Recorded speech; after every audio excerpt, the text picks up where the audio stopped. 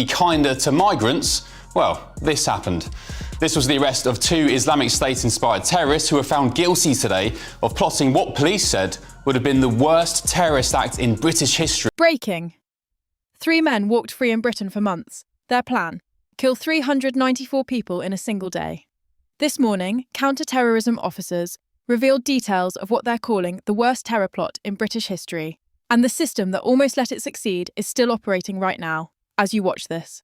Let me show you exactly what happened. At dawn, armed police stormed 3 locations across the UK. The targets: Ammar Hussain, Wid, and Bil Sadawi, illegal migrants who arrived on small boats from the Middle East. What officers found will haunt you.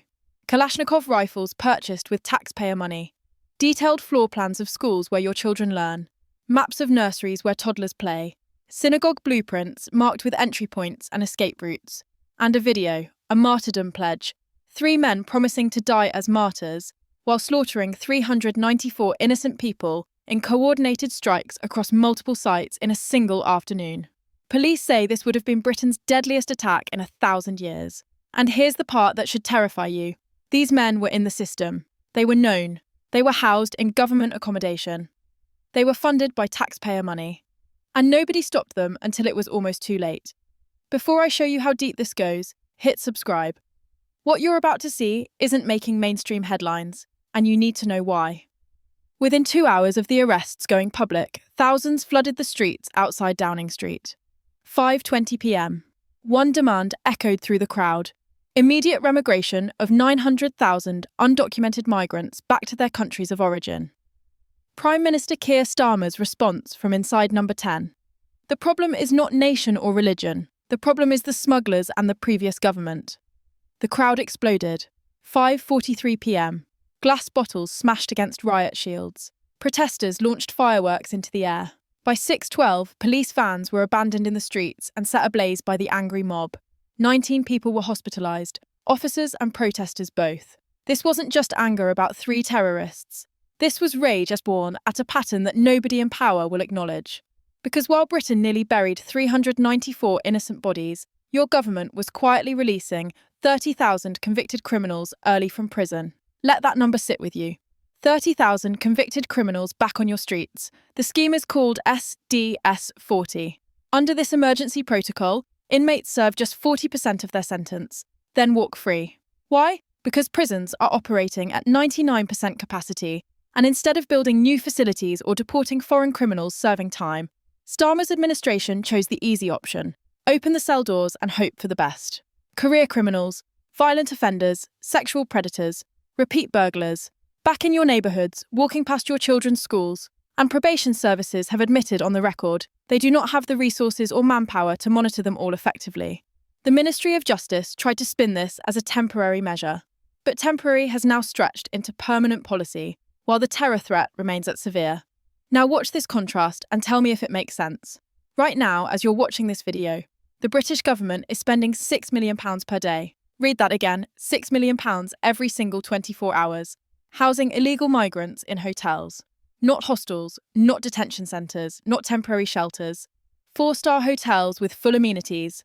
That's £2.1 billion a year. Taxpayer money. Your money. Money that could build hospitals, fund schools, or support veterans. And these aren't budget rooms with basic beds. Whistleblowers from inside the Home Office have leaked photos that'll make your blood boil. King-size beds with premium mattresses. Ensuite bathrooms stocked with toiletries. Flat-screen TVs in every room. Free high-speed Wi-Fi for streaming and social media. 3 hot meals served daily by catering staff, prepared according to specific cultural and religious demands. Some rooms feature gold-trimmed curtains in heritage properties that once hosted British royalty. 24-hour heating. Full laundry services. Housekeeping. If the food quality drops, they stage protests in the hotel lobbies. If the Wi-Fi connection slows down, they file formal complaints. And the Home Office bows down immediately and fixes every issue within 48 hours. Meanwhile, just miles away, Keir Starmer stripped 10 million British pensioners of their £300 winter fuel allowance. Elderly citizens, who built this country with their own hands, now sit in freezing homes, wrapped in blankets, rationing heating because they cannot afford the energy bills.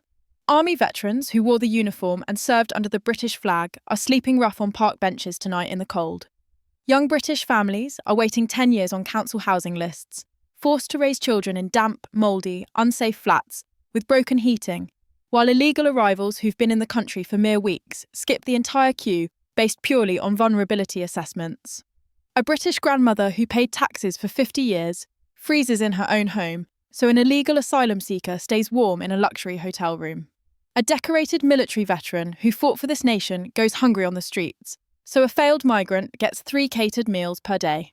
This isn't a policy failure, this isn't mismanagement. This is a calculated moral choice.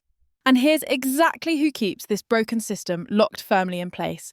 A multi-million-pound legal industry that's currently sucking £40 million annually from the public purse in legal aid fees.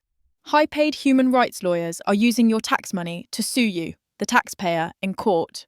They exploit every single loophole in the European Convention on Human Rights to block the deportation of dangerous criminals who have no right to be here. A convicted rapist facing deportation suddenly can't be sent home because his lawyer argues he might face emotional distress or reputational harm in his home country. A failed asylum seeker who's been rejected 3 times suddenly claims, conveniently right before deportation, that he's converted to Christianity or come out as LGBT+, and British judges are legally prohibited from deporting him because sending him back would allegedly put his life at risk. The result of this legal circus? 17,000 undocumented individuals are currently roaming Britain with no passport, no fingerprints on file, no criminal background check, and no way to track their movements. Police chiefs have admitted in confidential briefings they have absolutely no idea where the majority of these people are at any given moment. Yet somehow that same government can track you down within 24 hours for a parking ticket, a missed council tax payment, or a TV licence violation. Let that irony marinate for a second. Now here's where it gets even darker. During the recent protests against migration policy, the government deployed dozens of riot vans, hundreds of tactical officers in full gear, police dogs and helicopters. Resources poured in from across the country. Over time, budgets approved without question. A full national mobilisation to crush what they labelled far-right extremism. But when machete-wielding gangs take control of entire neighbourhoods after 7 p.m. every single night, when zombie knives become the weapon of choice on British streets, police presence becomes ghost town empty. Officers have privately admitted they're under orders to avoid escalation in certain communities. Machete and zombie knife attacks have skyrocketed by 320% in just 2 years. Women across London, Manchester and Birmingham are reporting they're too terrified to walk home alone after dark. Parents are explicitly forbidding their teenage daughters from entering certain streets. Fathers are driving their sons to school every morning to avoid gang-controlled territories. Entire postal codes have become functional no-go zones after sunset. The grooming gangs that Keir Starmer personally promised to eradicate during his election campaign. Intelligence reports leaked to the press confirm they're still operating across towns in the North and Midlands with near-total impunity. Victims feel abandoned by the system. Families feel betrayed by their government. And the state obsesses over community cohesion and cultural sensitivity. Instead of prosecuting the predators destroying young lives, here's the math nobody in Westminster wants you to calculate. To keep pace with current net migration levels, Britain would need to build an entirely new city the size of Birmingham, the UK's second largest city, every 2 years. That's physically impossible. The infrastructure doesn't exist. The builders don't exist. The land doesn't exist. Yet in London right now, nearly half of all social housing stock is occupied by foreign-born households. A British-born family applies for housing and waits 10 years in a queue. An illegal migrant arrives on a boat and moves into subsidised accommodation within months because the system prioritises immediate need. This is demographic displacement disguised as humanitarian compassion. And those 3 Islamic State-inspired terrorists who came within days of murdering 394 innocent people, they received 4-star hotel accommodation paid for by you. They received full legal aid representation paid for by you. They had complete freedom of movement across the country. They had access to every benefit and service the British state offers, while openly despising Western values and actively plotting the mass slaughter of British children. This wasn't an intelligence failure. This was systemic policy failure from the top down. Even now, days after this terror plot was disrupted, government insiders are reporting that senior officials are more concerned about potential anti-migrant backlash than the fact that Britain came within 72 hours of experiencing its worst terrorist massacre in history. The directive from Downing Street to civil servants, manage the narrative carefully, downplay the asylum status of the attackers, avoid mentioning their countries of origin in official statements, and shift media focus toward community healing rather than national security failures. This is a government that fears being accused of racism more than it fears burying hundreds of dead children. So here's my question for you. How many more close calls does Britain need before we demand real accountability? How many more British families have to freeze in winter while illegal migrants enjoy heated luxury hotels? How many more children have to be terrified to walk to school because gangs control the streets?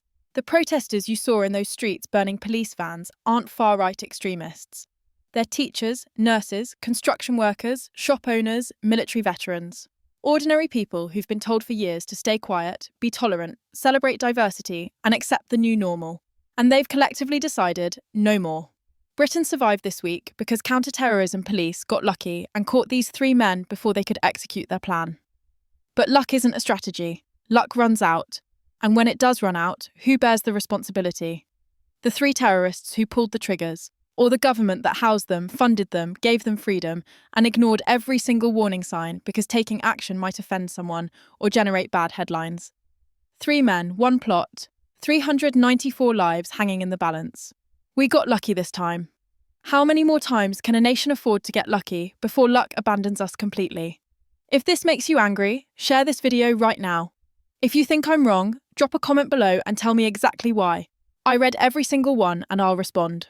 And if you want the truth that mainstream media refuses to cover, hit that subscribe button right now, because this story isn't over. It's just beginning. The BBC won't touch this. The Guardian won't print this. So it's on independent voices like us to get the truth out. Are you in?